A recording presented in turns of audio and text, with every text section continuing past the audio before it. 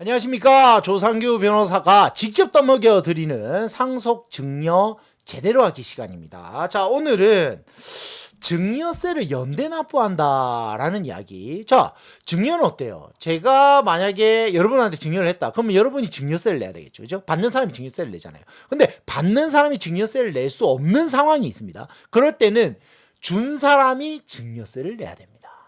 자, 대부분의 경우는 어때요? 받는 사람이 아예 경제적 자력이 없는 경우에는 제가 증여를 했는데 증여세도 못 내. 그래서 증여세를 제가 대신 내줘. 그러면 대신 내주는 증여세에 또 증여세가 붙어요. 그죠? 그래서 증여 플랜을 짤 때는 수증자가 어느 정도로 증여세를 감당해 낼 수 있느냐에 따라서 증여 플랜을 짜야 됩니다. 그죠?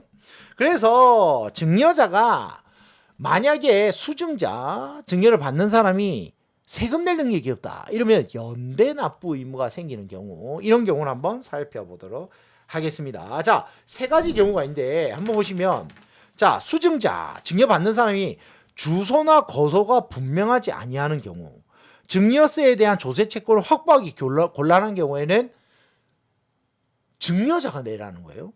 그 다음에 수증자가 증여세를 납부할 능력이 없다고 인정되는 경우, 그래서 강제징수에도 증여세에 대한 조세 채권을 그러니까 확보하기 곤란한 경우에는 증여자가 내라. 수증자 말고. 그 다음에 수증자가 비거주자인 경우, 그래서 외국에서 183일 이상 거주하는 이런 사람의 경우에는, 이런 세 가지 경우에는 증여자도 연대해서 증여세를 납부해야 된다라는 의무를 부과하고 있습니다. 그냥 상식적으로 알아두시면 되고요. 그래서 수증자가 증여세를 낼 자금이 없어가지고 증여세를 대신 내주면 그 증여세에 내준 그 금원에 대해서도 증여세가 붙는다. 따블이 되는 거죠. 그죠? 그래서 증여세 세 부담 능력이 증여 플랜 짤 때는 제일 중요하다라는 사실을 알아야 됩니다. 자, 그런데 이걸 상속하고 좀 비교를 하게 됩니다. 왜냐면 증여는 받는 사람별로 판단을 하게 돼요. 그래서 보세요. 10억이라는 증여를 이렇게 10명한테 하나씩 나누면 이 1억에 대해서, 여기에 대해서 증여세가 붙는 거거든요. 그죠? 그러니까 쪼개면 쪼갤수록 어떻게 돼요? 유리하게 되겠죠. 그런데 상속은 그러질 않아요. 상속은 이 덩어리 있죠. 이걸 상속 재산이라 그러잖아요. 그죠? 이 상속 재산에 대해서 통으로 세금을 매기거든요. 그러니까 상속 재산에 대해서는 만약에 이 전체의 세금이 뭐 예를 들면 1억이 나왔다. 그러면 엄마가, 상속인이 여러 명 있는데 연대 상속 세 연대 납부 의무가 있는데 엄마가 이 1억을 다 내면 나머지 상속하는 자녀들이 세금을 안 내요. 그러니까 어차피 또 어머니 돌아가시면 또 상속해야 되잖아요. 그래서 아버지 돌아가시고 상속세를 낼 때는 상속인들이 각 상속 지분에 따라서 상속을 받되 어머니가 상속세를 다 내도 되니까 어머니가 상속세를 다 내면 어머니 돈에서 나갈 거 아니에요. 자식들은 자기 지분만큼의 상속세를 오히려 증여받는 효과가 있죠. 그런데도 증여세를 안 내요. 왜?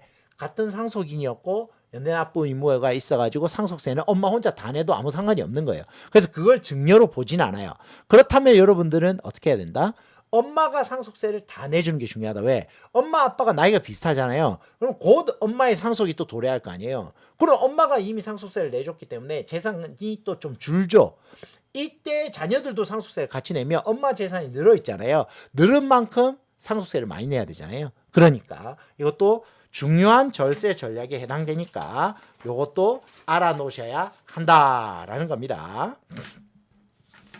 자, 근데 이 내용에 대해서 조금만 더 이제 추가로 이야기를 좀 하게 되면요. 요 늘려서 증여 공제를 통해서 상속 플랜을 좀 짜는 경우, 이게 좀 뭐랄까 되게 일반화돼 있고 대중적이에요. 이게 무슨 말이냐면, 여러분 그 이야기 들어보셨잖아요.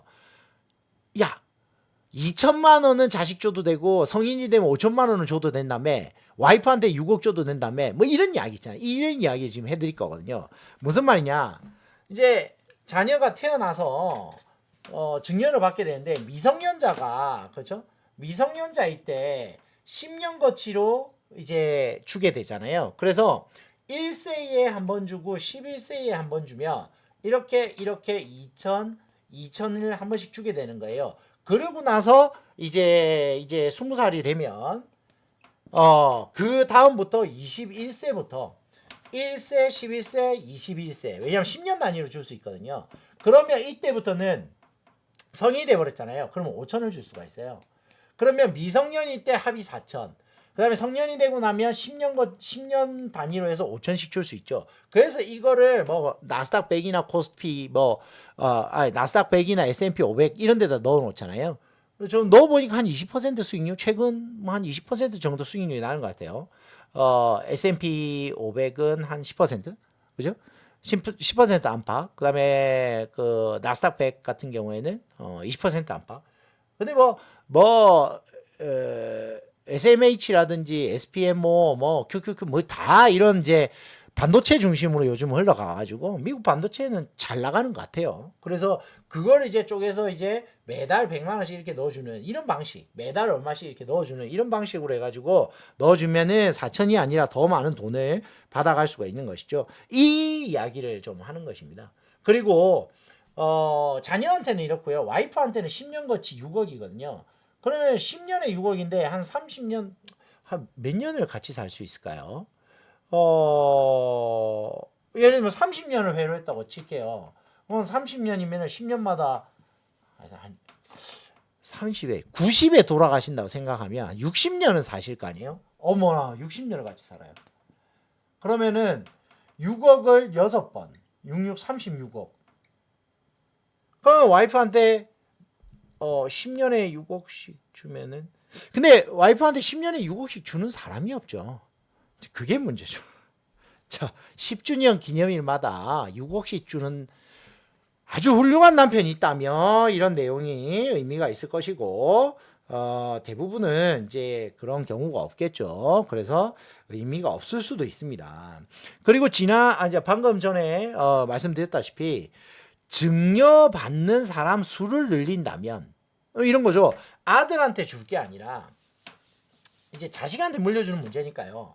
아버지가 아들한테 4억을 주느냐, 이 4억을 줄 건데 아들한테 주느냐, 이게 며느리한테 4억을 나눠서 2억으로 나눠주느냐의 문제거든요. 그러면 2억을 나누면 증여세가 줄어든단 말이에요. 이렇게. 그죠? 그런데 며느리를 뭘 믿고 2억을 주냐는 거예요. 며느리 이렇게 줬는데 며느리가 바람 피고 도망을 가버렸다. 그럼 아깝잖아요. 근데 그런 생각 안 하셔도 돼요. 왜? 제가 느끼는 거는요.